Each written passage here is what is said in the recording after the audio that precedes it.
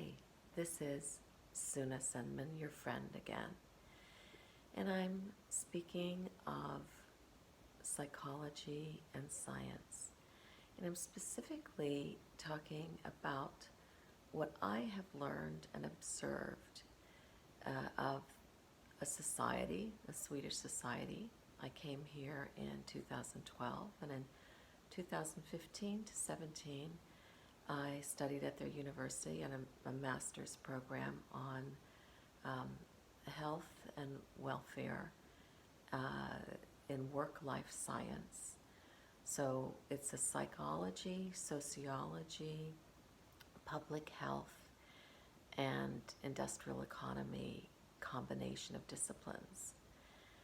And I need to really express what I have observed for the sake of grounding and sanity. So what I'm going to describe is what's called in psychology Folié à deux. It's a shared psychosis.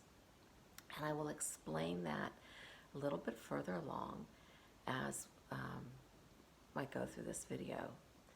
And it's a shared delusional experience.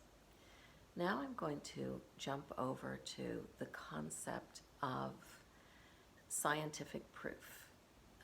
There's many experimentations, many ways of research, quantitative and qualitative. Try to stick with me. This is very left brain, and it's very much thought developed.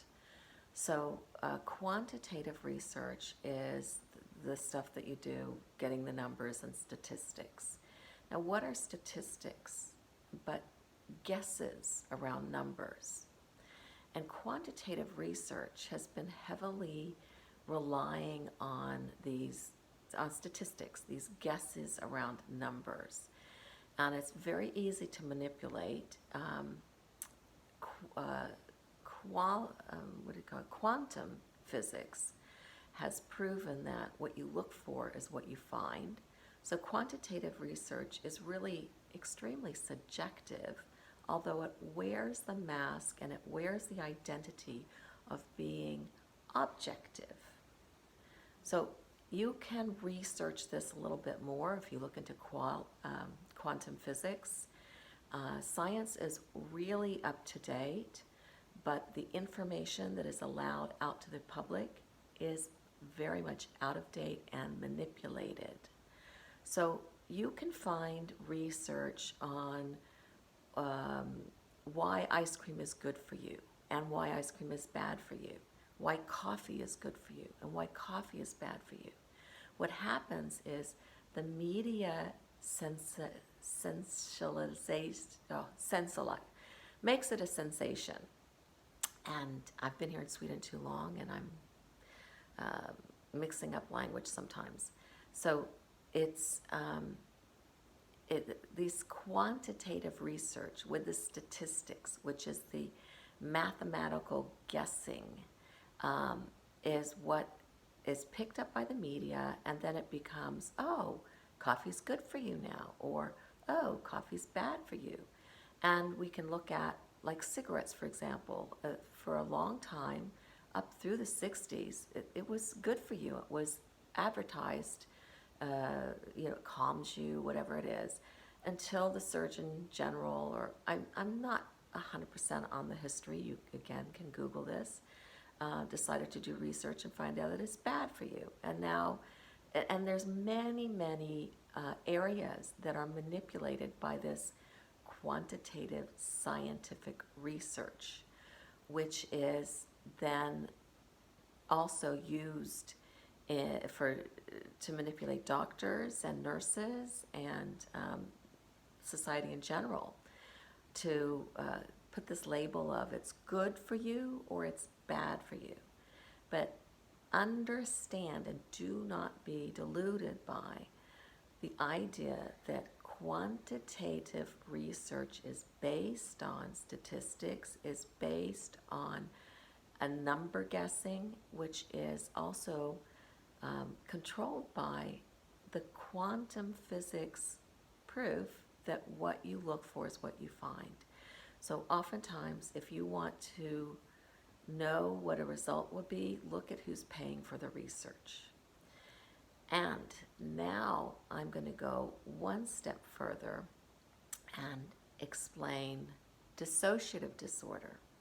Because when you rely on outside information, example, research-based information, evidence-based research, which is so big here in Sweden, they don't allow for anything that isn't evidence-based or quantitative research. So you're taking information from outside of your experience and telling yourself what your experience is. This is similar to a 3-year-old that goes to the doctor, gets a shot, is crying, says it hurts, and the grown-up says, that doesn't hurt. That was just a second. That doesn't hurt. Get over yourself. So the 3-year-old is then now confused, and this is probably most likely all of you here, about, okay, what is hurt? I'm told this is not hurt. I'm feeling this sensation within myself, but I'm told that that's not what it is. I start denying myself. I start disassociating.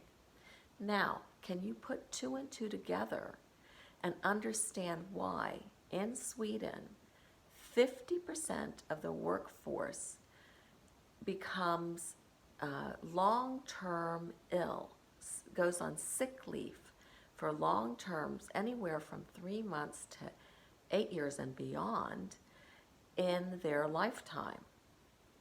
They have been raised with dissociative disorder. Folié, deux, which is shared psychosis. And this is a diagnosis in psychiatry.